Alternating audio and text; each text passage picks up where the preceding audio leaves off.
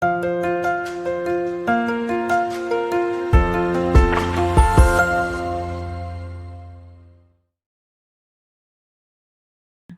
sudah siap untuk didistribusi. Nah, nanti pada saat proses pembangunan berarti yang bekerja siapa? Yang mengawasi adalah orang production, yang bekerja itu dibantu oleh subkontraktor. Jadi subkon, ya sekali lagi subkon yang mengerjakan, yang mensupervisi ya orang-orang yang ini di production. Ada hall misalnya piping, electrical, machinery, painting dan lain-lain.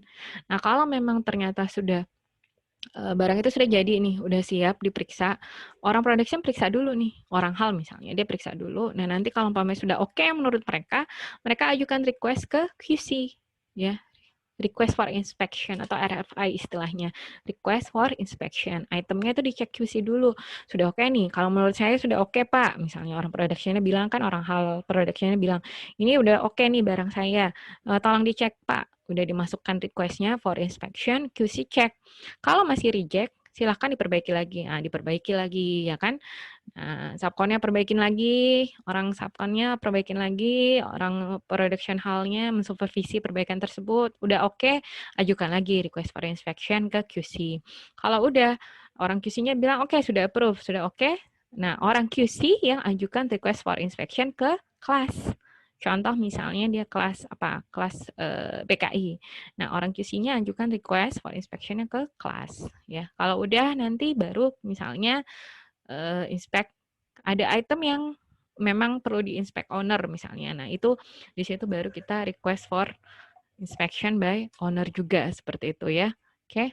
Nah, kalau sudah seperti itu, nah itu sistem yang ada ya. Keterlibat apa prosesnya seperti itu di dalam seperti itu. Jadi ini adalah organisasi yang memang kalau di kuning itu organisasi yang ada di CPR, yang lainnya itu yang menunjang organisasi CPR untuk menjalankan proses di sebuah galangan itu ya. Ini contohnya. Untuk detailnya boleh tanya. Kemudian nanti juga kita akan bersinggungan langsung dengan departemen ini pada saat proses penjelasan materi di sesi selanjutnya. Oke, kita lanjut. Itu salah satu contoh organization chat yang ada di organization chat, struktur organisasi atau sistem yang ada di sebuah CPR yang ada di Batam. Itu contoh dari Ibu.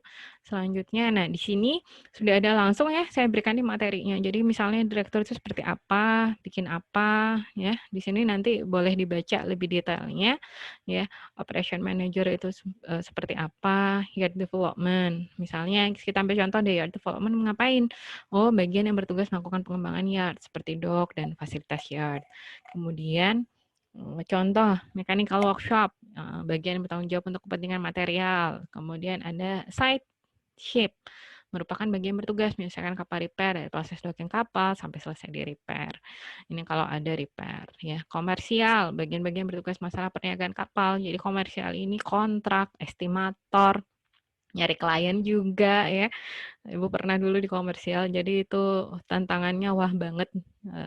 Karena mungkin dulu Ibu kerja di komersial department, kemudian itu juga CPR-nya masih butuh pengembangan, ya, jadi klien dicari, kita harus cari klien lagi misalnya ya, harus cari klien, menghubungi klien, apakah perlu repair misalnya, atau ada kapal nggak yang perlu di new building misalnya.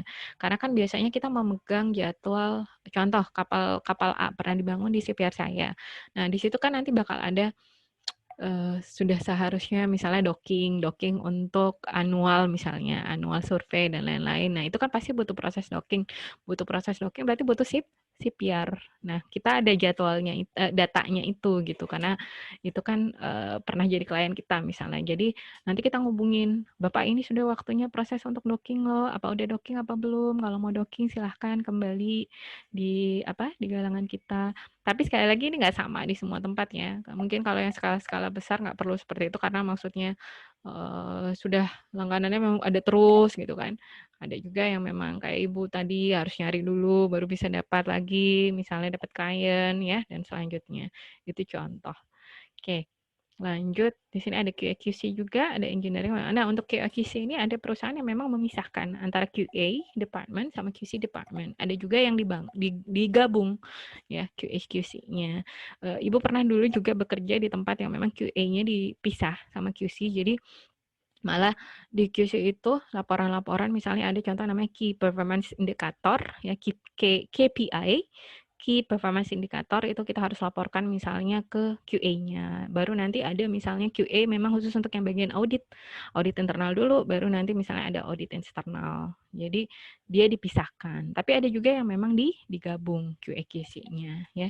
Jadi memang QA ini benar-benar ketika melakukan audit ya utamanya kalau umpamanya audit internal ya kita harus turutin apa yang memang dibutuhkan untuk menjaga atau menjamin kualitas produk kita. Contoh misalnya menjamin kualitas dari kapal-kapal yang kita bangun atau kita repair misalnya ya.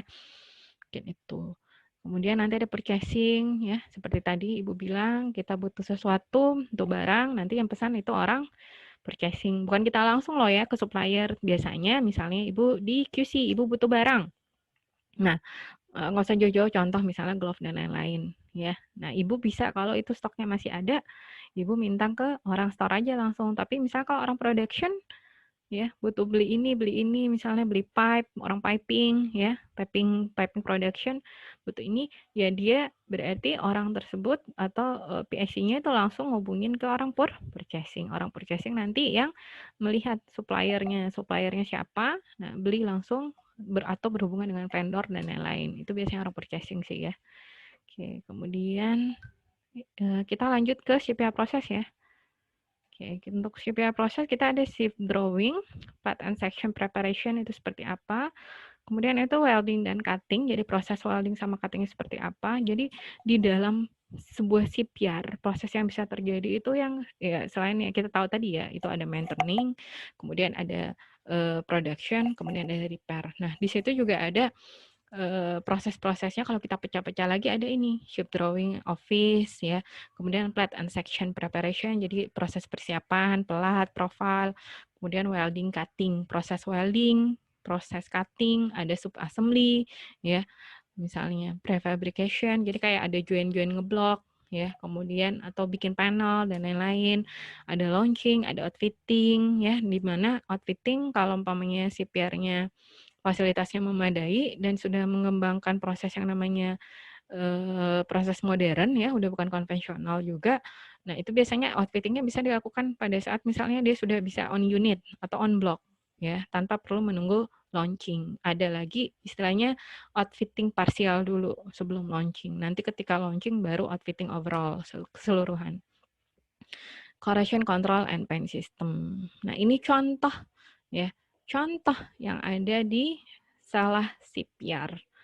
Nah, kalau umpamanya untuk detailnya, kita ada di kuliah. Jadi setiap materi kita sampai nanti minggu ke-14, itu benar-benar memecah semua proses-proses pembangunan kapal. Dari pertama, kalau kontrak itu seperti apa misalnya. Terus kalau umpamanya tender itu seperti apa. Kemudian sampai ke proses drawing, desainnya, desain stagesnya itu seperti apa. Kemudian nanti ada proses assembly itu seperti apa. Nah, itu kita pecah ke materi-materi setiap pekan ke depannya seperti itu ya. Tapi di sini untuk di minggu ini Ibu hanya memperlihatkan ini loh proses yang bisa ada. Mulai dari misalnya desain, terus planningnya nanti seperti apa. Kemudian production. Nah, proses production masuk apa aja. Purchasing, inventory, quality control, finance. Nah, di sini sudah melibatkan departemen, salah satu departemen yang tadi Ibu bilang ya, finance. Karena terkait dengan manpower. Misalnya dari segi salary atau man hour dan lain-lain seperti itu ya. Nah, di sini bisa dilihat salah satu contohnya ya. Di sini itu milik salah CPR. Salah CPR. Di sini sudah ada source-nya jadi bisa lihat langsung juga ya. Assign maintenance and shipyard stock to project work order sampai terakhir ya. Ini stages-nya. Jadi stages di ini sama nggak Bu? Setiap CPR pada dasarnya hampir sama. Pada dasarnya. Ya. Oke. Untuk mencapai kinerja terbaik, proses yang pertinggalan kapal perlu dioptimalkan untuk berbagai jenis kapal yang dikerjakan dan basis biaya. Memberikan contoh proses yang terjadi, adapun detailnya akan dijelaskan di materi kuliah. Adapun detailnya akan dijelaskan di materi kuliah selanjutnya ya. Nah, untuk materi selanjutnya itu nanti akan Ibu jelaskan lebih detail yang tadi Ibu bilang, dipecah-pecah. Jadi setiap materinya. Ya, untuk detailnya bisa juga lihat di kontrak perkuliahan kita. Nah, di situ Ibu udah kasihkan sub pokok bahasan, misalnya minggu depan kita mau bahas apa. Jadi kalau kalian misalnya ada pertanyaan yang mau diberikan ke Ibu atau Pak Mufti, silahkan. Mungkin bisa di list-list dulu pertanyaannya. Nanti misalnya di minggu ini saya mau tanya tentang ini, minggu ini saya mau tanya tentang ini. Nah, terus bisa juga, misalnya pertanyaan saya itu bisanya cocoknya sama materi apa ya? Nah, bisa lihat di situ. Ya, oke. Oke, mungkin itu untuk hari ini. Jadi sesuai dengan sesi kita, kita akan buka di sesi forum diskusi ya, lewat WhatsApp misalnya atau learning. Silahkan kalau jika ingin bertanya, silahkan bertanya ya. Mungkin itu. Terima kasih. eee, Terima kasih banyak sekali sudah melihat atau sudah menonton video ini ya terkait penjelasan sesi kedua, yaitu shipyard industry. Oke, mohon maaf jika ada kesalahan. Ibu tutup dulu. Wassalamualaikum warahmatullahi wabarakatuh.